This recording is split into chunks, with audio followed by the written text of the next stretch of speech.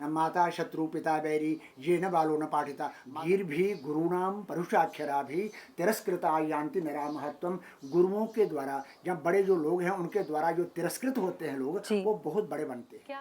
नमस्कार, आप देख रहे हैं स्टेट टाइम्स, मैं हूं अमर चौहान। संस्कृत भाषा जो भारत की एक प्राचीन भाषा है और बहुत ही पवित्र भाषा है और बहुत सारी अन्य भाषाओं की जननी है, जिनमें हिंदी, बांग्ला, मराठी, पंजाबी, नेपाली ऐसी बहुत सारी भाषाओं की संस्कृत भाषा जननी है। वो पल कितना ऐतिहासिक होगा जब इसी भाषा के बल पर किसी को पद्मश्री पुरस्कार से सम्मानित किया जाता है, जो कि भारत का 4th हाईएस्ट सिविलियन अवार्ड है। जी हाँ, आपने बिल्कुल ठीक पहचाना, मैं बात कर रही हूँ राष्ट्रपति अवार्डी पद्मश्री प्रोफेसर विश्वमूर्ति शास्त्री जी की। इनके बारे में आज हम बहुत सारी बातें जानेंगे। उससे पहले मैं बता दूं, इन्होंने बहुत सारी अवार्ड्स अपनी ज़िंदगी में जीते हैं, अपने नाम किया है। ये संस्कृत के एक बहुत बड़े विद्वान हैं। संस्कृत भाषा में इन्होंने बहुत सारी पुस्तकें लिखी हैं। तो आइए आज आपको मिलवाते हैं प्रोफेसर विश्वमूर्ति शास्त्री जी से। नमस्कार सर। जी शास्त्री जी, सबसे पहले तो आपको बहुत बहुत मुबारकबाद देना चाहेंगे स्टेट टाइम्स के माध्यम से। ठीक है, बहुत बहुत मुबारक स्वीकार करता हूँ जी आपकी। हाँ, बहुत आभार व्यक्त करता हूँ मुबारक के लिए। जी, ये हम सब के लिए बहुत गौरव का एक क्षण है कि पद्मश्री हासिल करना एक बहुत बड़ी बात है। जी, आज हम आपको ले चलते हैं बचपन की यादों में, क्योंकि जाहिर है आपने अपनी पूरी ज़िंदगी संस्कृत को दी है। शिक्षा साहित्य के क्षेत्र में आप कह लीजिए आपने अपना नाम बनाया है। तो आज शास्त्री जी को बचपन की यादों में ले चलते हैं। आपसे हम जानना चाहेंगे, हमें पता है कि आपके जो प्रेरणा स्रोत रहे हैं वो आपके पिताजी रहे हैं, आपके पहले गुरु रहे हैं। थोड़ा सा अपने बारे में बताएं कि किस उम्र में आपने संस्कृत सीखना शुरू किया और आपका बचपन कैसा था। ऐसे तो मैं आपसे बतलाऊं कि जब मैं छोटा सा था, 2-3 साल का था, तो उस समय की मुझे स्मृति ये आती है कि भाई मैंने क ख ग जो है कब पढ़े हैं ये मुझे ध्यान नहीं है। लेकिन एक अमरकोश किताब थी, डिक्शनरी थी। हाँ जी। तो हमारे कहते हैं कि रघु लघु और कोश 3 पढ़े तो आए होश। तो मतलब रघुवंश और लघु सिद्धांत कौमुदी और ये रघुवंश और कोश, अमरकोश। तो मैं अमरकोश सबसे पहले पढ़ा और अमरकोश में आज भी मुझे याद है और काफ़ी स्मरण है आज भी। डिक्शनरी के जितने भी हैं, एक एक शब्द के कई अभी उसके पर्याय हैं, तो वो मुझे स्मरण है। उस समय अमरकोश के बाद फिर मेरे पिताजी ने मुझे जो होरा चक्र होता है, एक ज्योतिष की प्रारंभिक पुस्तक है, वो पढ़ाया। उसके बाद रुद्राष्टाध्यायी पढ़ाई, उसके बाद मंत्र संहिता पढ़ाई, उसके बाद बृहज्जातक पढ़ाया, तायिक नीलकंठी पढ़ाई, एक ग्रह याग पढ़ाया, तो न्याय सिद्धांत मुक्तावली पढ़ाई। तो मतलब कुल मिला करके देखा जाए तो लघु सिद्धांत कौमुदी व्याकरण की है और न्याय सिद्धांत मुक्तावली न्याय शास्त्र की, दर्शन शास्त्र की है, फिलॉसफी की। और ये हितोपदेश पंचतंत्र जो है ये नैतिक ग्रंथ हैं ये भी। तो और उनमें से केवल उनका सिर्फ पढ़ाना नहीं था, पढ़ाते थे और पढ़ाने के बाद फिर मुझे वो उसको कहते थे भी ये इसका ये अर्थ है और इसका ये ऐसा करना। अब मैं कोई भी काम करता हूँ तो मुझे नीति के श्लोक अवश्य याद आते हैं कि भाई उन्होंने ऐसे इस प्रकार से कहा था, तो हमें भी इस प्रकार की नीति अपनानी चाहिए, आचरण करना चाहिए। और ये जब मैं कोई 11 साल तक घर में उनके पास जो पढ़ा, और वो आज भी मेरे पास बिल्कुल कंठस्थ है। और जो हमारे जो जिन जगहों पर वो मुझे ले जाते थे, तो कभी मैं जुबानी बोलता था तो वहाँ पर पंडित या दूसरे लोग जो कहते थे ये तो पेट में पढ़ करके आ गया है बच्चा, इतना कैसे याद किया है इसने। लेकिन उसमें मैं तो समझता हूँ कि पिताजी का ही एक ज़्यादा योगदान था, चमत्कार था। उन्होंने मुझे दिन रात पढ़ाया और मारते भी थे, लफड़ पढ़ते थे, डंडे पढ़ते थे। आज मुझे याद आती है कि मुझे और कोई 2-4 लफड़ अच्छे पढ़े होते और 2-4 डंडे पढ़े होते तो अच्छी बात थी। तो क्योंकि माता पिता या गुरुजनों के द्वारा जब बच्चा जो है वो एक सुशिक्षित होता है तो वो बहुत बड़ी बात है। हमारे तो शास्त्रों में लिखा है कि गिर भी गुरुणाम परुषाक्षरा भी तिरस्कृता यान्ति नरा महत्वम। गुरुओं के द्वारा या बड़े जो लोग हैं उनके द्वारा जो तिरस्कृत होते हैं लोग वो बहुत बड़े बनते हैं। क्या क्या बात है। तो ये अपनी बड़ी बात है, क्योंकि गुरुओं की अपने जो हमारे प्रोफेसर हैं, जहाँ जो भी कोई किसी प्रकार का किसी क्षेत्र का जो गुरु है, वो यदि किसी प्रकार की बात कहते हैं तो उसको बुरा नहीं मनाना चाहिए, और हमें अपने गुरुओं की एक विशेष उनका सम्मान करते हुए उनकी बातों को शिरोधार्य करना चाहिए, और ताकि जो गुरु कभी भी किसी का बुरा नहीं चाहेंगे, माता पिता कभी किसी का बुरा नहीं चाहते हैं, इसलिए जो भी कुछ भी कहेंगे वो हमारी उन्नति के लिए है। जैसे कि मैंने आपसे कहा कि भाई मैं घोरडी में मेरा जन्म हुआ, ननिहाल में, और कसूरी हमारा गांव है, और उधमपुर जिला तो हमारा बहुत शीर्षस्थ है, रामनगर में हम रहते थे। तो उस समय ऐसा हुआ कि उन्होंने हमको ऐसा कहा उस दिन कि भाई आप चलो मेरे साथ बौली पर और पगड़ी धोने के लिए। मैंने पगड़ी धोनी, आप चलो। तो मुझे ये दिमाग में आया कि भाई ये तो शाम के समय में कभी भी मुझे बाहर नहीं ले जाते, तो आज क्यों कह रहे हैं मुझे। तो ले गए, तो वहाँ पर उन्होंने पगड़ी शगड़ी अपनी धोई, और वहाँ पर एक शिवलिंग था, चुकंडी उसको बोलते हैं, तो वहाँ पर शिवलिंग के पास चौरस पत्थर था, पत्थर के ऊपर खुद बैठ गए, पीपल के वृक्ष के नीचे मुझे बैठा दिया, और उन्होंने कहा तुम जहाँ बैठो, खुद वो संध्या करने लगे। अच्छा। वो अपना पूजा पाठ कर रहे हैं और संध्या जब कर रहे हैं, तो उनके आगे खाली जगह थी कोई 8-10 फुट, तो वहाँ पर एक घोड़ा सफ़ेद रंग का, और उस घोड़े के ऊपर एक लड़की, बहुत दिव्य लड़की, उसकी चमचमाहट, उसका जो तेज जो था वो देखते ही बनता था। तो वो इतनी देर में वो ये देखा और समाप्त भी। अच्छा। तो फिर पिताजी उठे, और पिताजी ने जब संध्या से उठे तो उन्होंने मेरी तरफ देखा, देख करके फिर उन्होंने कहा चलो अब चलते हैं। तो ढक्की थी थोड़ी सी ऊपर चढ़ने के लिए, तो उन्होंने मेरा हाथ पकड़ा और चलो। तो मैंने कहा वो लड़की और घोड़ा कहाँ है, तो कहेंगे चलो चलो चलो। फिर मैंने ऊपर जा करके थोड़ा सा फिर पूछा उनको, तो मैं फिर भी उनका यही चलो चलो। बच्चों का वो एक मन व्याकुल था। गया कहाँ और गया कहाँ, क्या हुआ। तो मैं जब उसके ढक्की के बिल्कुल सीधा चला गया, ऐसे प्लेन स्थान आना था, तो समतल स्थान आते ही फिर मैंने पीछे की ओर देखा, तो मैंने कहा कि वो घोड़ा और लड़की कहाँ है, तो कहाँ गए। तो कहने के भाई चलो चलो खुद पता चल जाए।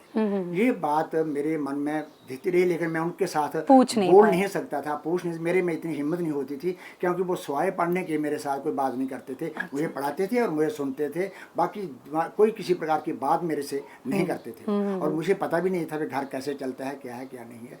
तो फिर उसके बाद बहुत देर के बाद मैं जब यहाँ पढ़ता था, तो हमारे नाना थे, एक व्याकरण के परम विद्वान थे, बागेश्वर शास्त्री जी। तो उनको मैंने पूछा कि भाई नाना जी ये बात सारी सुनाई। तो सारी सुनाने के बाद उन्होंने कहा नहीं जी हमारा अर्थ लग गया। मैंने कहा क्या बात। उन्होंने कहा जो रघुनाथपुरा में जो बिहारीलाल शास्त्री, डॉक्टर बिहारीलाल शास्त्री जी रहते हैं, और उनके साथ हमारी बातचीत होती है। हम आपके बारे में बात करते थे कि भाई ये इतना बोल कैसे लेता है, ये इतना याद कैसे है इसको, तो ये क्या बात है। अब हमारा अर्थ ये लगा कि वो जो उन्होंने आपको बतलाया, कुछ दिखाई दिया आपको, ये उसी का प्रभाव है जो आप इस प्रकार के। और कई बातें ऐसी हैं, कभी कोई समय मिलेगा तो आपसे बात साझा करेंगे। तो फिर मैं रघुनाथ संस्कृत महाविद्यालय में दाखिल हुआ, और वहाँ पर 1965 में मैंने शास्त्री की, और 1967 में मैंने आचार्य की परीक्षा दी। आचार्य की परीक्षा दी हुई थी, तो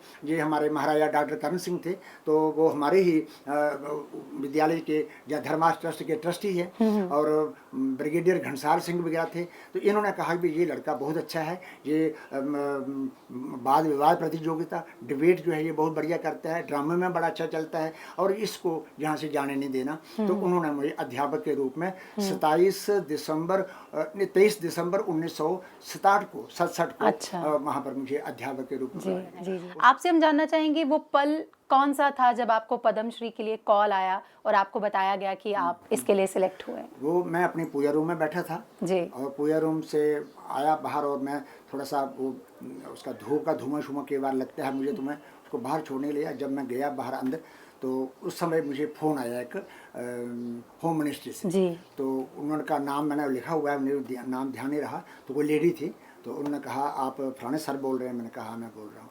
उन्होंने कहा आपको अगर पद्मश्री पुरस्कार मिले तो आप उसको स्वीकार करेंगे। तो मैंने केवल यही बात की। मैंने कहा एक तो नेकी और दूसरा पोस्ट सरकार दे रही है, तो उसके लिए मैं क्यों इनकार करूँगा। फिर उसने कहा भी वो आपको मिल चुका है, आपके नाम का निर्णय हो चुका है, और शाम तक ये बात किसी को मत कहिए, और जब शाम को मीडिया में आएगा तो उस समय फिर बात कह सकते हैं, तब तक आप अपने पास रखिए बात को। तो फिर मैंने और किसी को बात नहीं बताई, लेकिन अपनी पत्नी सुदेश, क्योंकि इसका सहयोग भी मेरे साथ मेरे जीवन में बहुत बड़ा है, क्योंकि जब पत्नी का सहयोग नहीं हो तो पति जो है वो आगे नहीं बढ़ पाता है। घर की सारी देख रेख जो है वो पत्नी की रही है, इसका बच्चों का चलाना, बच्चों का घर बार का संरक्षित करना, ये सब। मैं सिर्फ अपना मेरा कमरा है, वहाँ पर जाकर के मैं हर समय पढ़ता रहता हूँ। कोई गेस्ट आता है तो यहाँ बैठ जाता हूँ, नहीं तो बेडरूम से उठ करके पूजा करके मैं अपने कमरे में बैठ जाता हूँ, पढ़ता रहता हूँ, सारा दिन पढ़ता रहता हूँ। तो ये है कि जीवन में एक दूसरी ये है कि मुझे कहीं से कुंठित नहीं होना पड़ा। मतलब मैं ये काम किया था और मुझे इसका फल नहीं मिला, मैं जब जो काम किया उसका मुझे पूर्ण रूप से फल मिला। अब बात करते हैं संस्कृत भाषा की, जो जैसे कि जाहिर है सबको पता है सबसे प्राचीन और एक पवित्र भाषा मानी जाती है। मंत्रों का उच्चारण, चाहे वो जीना हो, मरना हो, शादी ब्याह, कहीं पे भी मंत्रों का उच्चारण संस्कृत में ही होता है। तो देखा जाए तो बहुत प्राचीन भाषा है। लेकिन आपसे मैं ये जानना चाहती हूँ, जैसे स्कूलों में बच्चे, जो आज की युवा पीढ़ी है, अगर हम प्रार्थना सभाओं की ही बात करें, हिंदी में जैसे पहले होते थे कुछ श्लोक्स पढ़े जाते थे, लेकिन आज की डेट में इंग्लिश में और बाकी भाषाओं पे जोर दिया जा रहा है। इस पर आप क्या कहना चाहेंगे? उसमें ये है कि एक तो हमारी जो शिक्षा है ना, इस समय तक इतनी बढ़िया नहीं थी, क्योंकि वो त्रिभाषा फार्मूला जो था वो उसमें संस्कृत के लिए कोई नाम ही नहीं था। बिल्कुल। उसमें ये था कि भाई 10वीं कक्षा तक संस्कृत बिल्कुल थी नहीं। पहले जो थी वो 6ठी से लेकर के मैट्रिक तक संस्कृत थी। उसके बाद ये त्रिभाषा फार्मूला जब आया तो उसमें संस्कृत को पीछे हटा दिया, और 11वीं। अब जो बच्चा 6ठी से लेकर के या प्रारंभिक कक्षाओं से लेकर के 10वीं तक नहीं पढ़ेगा तो वो संस्कृत 11वीं में जाकर कैसे लेगा? और यदि मान लो किसी ने अपनी इच्छा से ले भी लिया, हमने संस्कृति पढ़नी है, वो उतने क्योंकि बेस नहीं होगा बच्चे का, बेस नहीं है, तो वो कैसे आगे बढ़ पाएगा? मैंने तो संस्कृत के शिविर भी लगाए हैं, और नॉन फॉर्मल संस्कृत एजुकेशन थी तो उसके मैंने यहाँ सारे कई जिलों में, उधमपुर जिला है, कठुआ जिला है, जहाँ ये डोडा है, भदोही, किश्तवाड़ जो है, पुंछ है, ये सब जगह पर मैंने नॉन फॉर्मल संस्कृत एजुकेशन के 3-3 महीनों के कैंप लगाए हैं, और बच्चे पढ़े भी हैं और प्रभावित भी हुए हैं। उसके बाद संस्कृत भारती है हमारी, तो संस्कृत भारती के माध्यम से भी 10-10 दिन के शिविर लगाए जाते हैं, और उनमें भी बच्चों को मतलब बच्चों का उनके में कोई भी आ सकता है, तो उनको 10 दिन में थोड़ा प्रशिक्षण देते हैं कि संस्कृत की बोलचाल थोड़ी सी सीख सके। तो वो भी प्रशिक्षण जो है वो चलता है। लेकिन अब इस समय हमें बड़ी आशाबंधी है। हमने पिछले दिनों में सुना था, यही जैसे आपने क्वेश्चन किया, तो ऐसे ही कहीं प्रश्न आया, तो एक व्यक्ति ने वहाँ पर कहा कि भाई जो नूतन नई शिक्षा प्रणाली है उसमें संस्कृत जो है वो प्रारंभिक कक्षाओं से लेकर के है, और ये एक अपने आप में बहुत बड़ी बात है। प्रारंभिक कक्षाओं से यदि होगी संस्कृत होगी तो बच्चे हमारे बहुत निपुण होंगे, क्योंकि जो अनुशासन है वो सारा का सारा संस्कृत में है। चाहे आप वेद से लेकर के ब्राह्मण ग्रंथ, उपनिषद, रामायण, महाभारत, पुराण, नीति शास्त्र, कौटिल्य अर्थशास्त्र, सब जगह पर नीति के सब बाकी जो है वो वहाँ पर मिलते हैं, अनुशासन के वहाँ पर मिलते हैं, भ्रष्टाचार को दूर करने के लिए वहाँ पर मिलते हैं, और सामाजिक जो समरसता है उस समरसता को ठीक करने के लिए भी वहाँ पर सारी बातें मिलती हैं। तो कुल मिलाकर के ऐसा है कि संस्कृत जो है वो मनुष्य को मनुष्य बना देती है, मानव को मानवता की ओर ले चलती है, और कहीं भी बच्चे को किसी प्रकार को अव्यवस्थित नहीं होने देती। कि जैसे आपने अभी कहा कि कुछ कैंप्स आपने अलग अलग जिलों में लगाए हैं, चाहे वो पुंछ, डोडा या कोई भी जगह हो, तो जो बच्चे इस वक्त संस्कृत भाषा सीख रहे हैं, तो आपको क्या लगता है आने वाले समय में क्या स्कोप है उनके लिए? भविष्य उनका उज्जवल है। मतलब हमें निराशावादी नहीं होनी चाहिए। जब आप दिल में यदि ये भावना है कि हमने संस्कृत पढ़नी है, हमने संस्कृत ग्रंथों को पढ़ना है, और संस्कृत ग्रंथों में निहित जो बातें हैं उनको स्वयं भी देखना है और समाज को भी हमने उनके मुताबिक चलाना है, तो केवल संस्कृत अपने लिए नहीं है, समाज के लिए भी। जब समाज के सुधारक आगे जाते हैं तो कम से कम संस्कृत के वाक्यों को ही लेते हैं। वो हमारे कहते हैं भी यदि हास्य तदन्यत्र यन्नेहास्य न तक क्वचित, जो हमारी संस्कृत में है, जो वो सब जगह पर आगे फैला हुआ है, लेकिन जो संस्कृत में नहीं है वो कहीं भी नहीं कहीं नहीं है। इसलिए संस्कृत भाषा इस प्रकार की इतनी समृद्ध है और इतनी इसका व्याकरण बड़ा परिपुष्ट है। अब मैं कहता हूँ एक एक शब्द, अब वाटर शब्द आप लेते हैं अंग्रेजी का या कोई भी शब्द ले लेंगे तो उसका एक ही वही होगा, वाटर का प्रतीक। हमारे पर्यायवाची का शब्द लेंगे तो जीवन है, भुवन है, जल है, पया है, कीलाल है, अमृत है, कई प्रकार के शब्द, एक शब्द के कई प्रकार के पर्यायवाची शब्द है। तो बड़ी समृद्ध भाषा और इसका व्याकरण बड़ा पूर्व परिपुष्ट है। व्याकरण सिद्धांत जो है वो सिद्धांत, लघु सिद्धांत कौमुदी शब्द पहले आती है, फिर सिद्धांत, मध्य सिद्धांत कौमुदी आती है, फिर सिद्धांत कौमुदी आती है। वो सारे खंडों में जब आदमी पारंगत हो जाए, पढ़ जाए, तो मैं कहता हूँ संस्कृत में कभी भी वो हीन नहीं रह सकता। संस्कृत के बिना जो मतलब उसका योग्यता जो है वो मतलब बड़ी प्रकार से व्याकरण को पढ़ने के कारण होगी। मैं थोड़ा सा और आपसे जानना चाहूँगी कि हमने अक्सर देखा है कि जो विदेशी लोग जब भारत आते हैं तो वो संस्कृत भाषा से बहुत ज़्यादा प्रेम अचानक से उन्हें हो जाता है। हमारी सभ्यता, हमारी संस्कृति से जुड़ी हुई चीज़ें, खास तौर पे संस्कृत भाषा से बहुत ज़्यादा जुड़ते हैं। मैंने क्या, मेरे साथ बहुत सारे दर्शक इस वक्त शायद मेरी बात से सहमत होंगे, संस्कृत के श्लोक भी उन्हें बोलने आते हैं। तो आपको क्या लगता है कि जो छोटे बच्चे हैं, खास तौर पे जो मैं भारत की बात कर रही हूँ, हमारे जो भारतीय बच्चे हैं, उनमें जागरूकता लाने के लिए ऐसा क्या करना चाहिए, वो थोड़ा सा बताएं। देखिए, एक तो जागरूकता यही है कि बच्चा जो है वो सबसे पहले जो नई शिक्षा नीति आएगी तो जो प्रारंभिक जो कक्षाएं हैं उन कक्षाओं से शुरू होगा।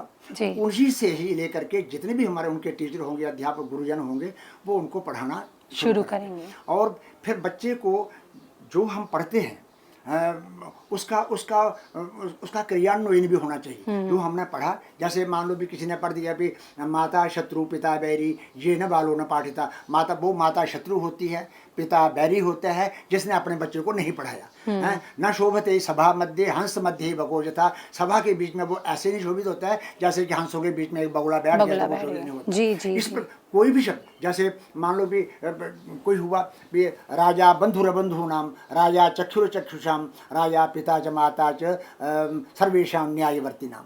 तो राजा जो है, अच्छा उसका अर्थ जब सुनाते हैं, जो राजा होता है तो राजा, अब उस समय के राजे अलग बात थी, अब आज के राजे जो हैं वो यही मिनिस्टर हैं, हमारे जितने भी IPS IAS ये सब राजे हैं।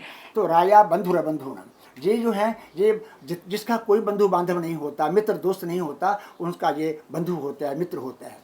और राजा चक्षुर चक्षुषाम, जिनकी आंखें नहीं होती, चाहे वो ज्ञान रूपी आंखें समझ लो, चाहे सही जो आंखें हैं ये नहीं होती, तो राजा उनकी भी आंखें होता है। राजा पिता च माता च, जिनकी माता पिता नहीं है तो राजा माता पिता का काम भी वो उनके लिए करता है। और सर्वेशाम न्यायवर्ती नाम, सभी न्यायवर्तियों के लिए। और राजा जो है वो इस प्रकार से आगे। तो जो हम पढ़ते थे, जैसे हमने पढ़ लिया भी नास्ते अग्निर दौर्बल्यम, अग्नि दुर्बल है ऐसा कभी नहीं कहा जा सकता, ये कोटेशन हो गई।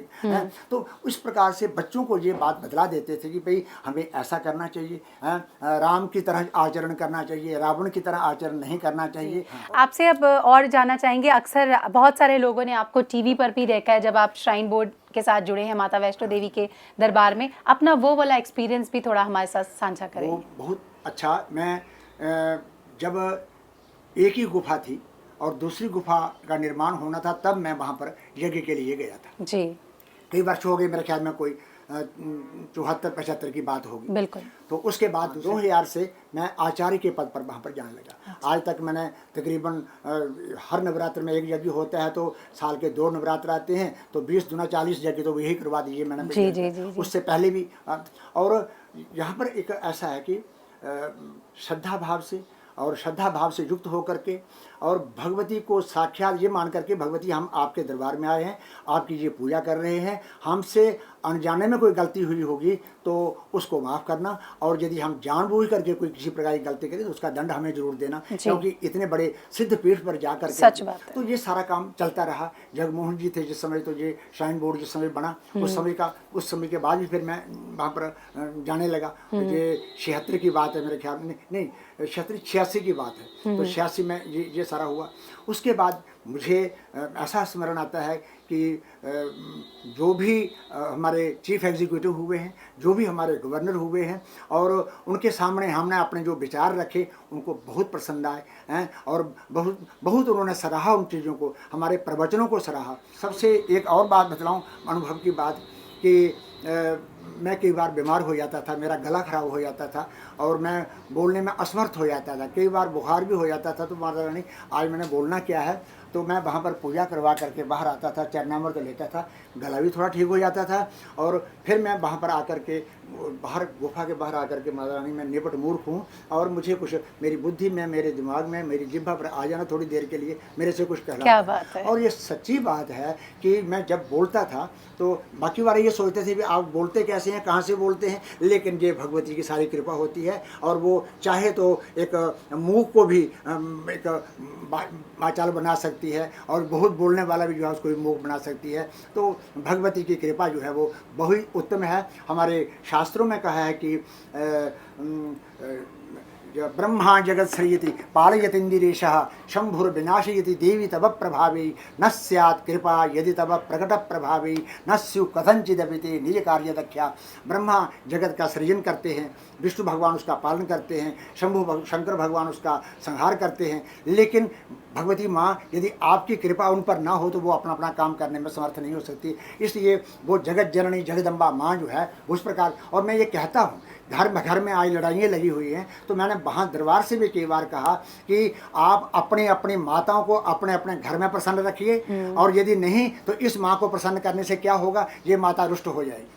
माता कभी नहीं चाहती कि मेरे बच्चे जो हैं वो आपस में लड़ें भिड़ें, झगड़ा करें और या इस प्रकार से वो दुखी रहें। लेकिन जब आप इस प्रकार की ऐसी बातें करेंगे तो माता कैसी आशीर्वाद देगी। जी जी बिल्कुल। अपने घरों का वातावरण, अपने भाई भाई का वातावरण, अपने माता पिता का सम्मान, अपने गुरुजनों का सम्मान, अपने बड़ों का सम्मान जो हम करेंगे तो निश्चित रूप से भगवती माँ भी हम पर कृपा करेगी और हमें जो कुछ हम चाहेंगे जरूर मिलेगा। जी, बहुत अच्छा लगा आपसे बात कर। अभी जाने से पहले एक आखिरी आपसे संदेशा हम लेना चाहेंगे, खास तौर पे उन बच्चों के लिए जो संस्कृत में अपना भविष्य बनाना चाहते हैं, तो आप क्या कहना चाहेंगे उन्हें? मैं ये कहना चाहूँगा कि संस्कृत केवल क्लास में ही नहीं बल्कि बाहर जा कर के भी अपने गुरुजनों के पास पढ़ें। और दूसरा ये है कि जो बच्चे बड़े हो गए हैं, युवा हो गए हैं, जो भी उनमें दुर्व्यसन है, यदि किसी में कोई ड्रग्स वगैरह की किसी प्रकार की आदत पड़ी हुई है या किसी प्रकार की कोई ऐसी बात है और या जाने अनजाने में कोई ऐसी बात हो गई या किसी ने बरगला करके उनको गलत रास्ते में डाल दिया, उन सब प्रकार की बातों को छोड़ दे। केवल बच्चों के भविष्य की बात नहीं है, ये भारतवर्ष के भविष्य की बात है। बच्चे हमारे भारतवर्ष के कर्णधार हैं, वो भारतवर्ष को आगे ले जाने वाले हैं। हमारा युवा वर्ग यदि समृद्ध होगा, युवा वर्ग यदि ठीक होगा, व्यसन से रहित होगा और अपने कार्यों में परिपुष्ट होगा तो देश हमारा जो है वो जिस प्रकार हमारे आदरणीय प्रधानमंत्री जी और उनकी सरकार जो है वो देश को आगे ले जा रही है हर समय, इसी प्रकार हमारा देश जो है वो देश को आगे ले जाने वाले हमारे देश के कर्णधार युवा वर्ग हैं। और युवा वर्ग बिल्कुल सशक्त हों और संस्कृत पढ़ने के लिए कृत प्रयुक्त हों और संस्कृत में जितनी सूक्ति हैं उन सूक्तियों को पढ़ कर करके जनता में उनको प्रसारित करें और जनता में भी उन उपदेशों को बतलाएं। और बड़ी प्रकार से संस्कृत जब तक पढ़ेंगे और संस्कृत जो माता सरस्वती की कृपा से आती है और माता सरस्वती संगीत वालों को भी संगीत देती है और उनको बहुत दूर तक पहुंचाती है और विद्या का जो ज्ञान प्राप्त करने वाले या विद्या का ज्ञान जो देने वाले लोग हैं उन पर भी सरस्वती माँ कृपा करती है। और सरस्वती की आराधना की हुई कभी निष्फल नहीं जाती है, ये मेरा अपना पूर्ण विश्वास है। और सरस्वती की आराधना से आपके बीच में स्वयं कुछ ऐसी बातें जो नहीं होनी हैं जो होने जा रही हैं वो सारी आपकी धीरे में आ जाएंगी। इसलिए वो बच्चे सरस्वती की उपासना करें और अपने गुरुजनों के माध्यम से ज्ञान प्राप्त करें।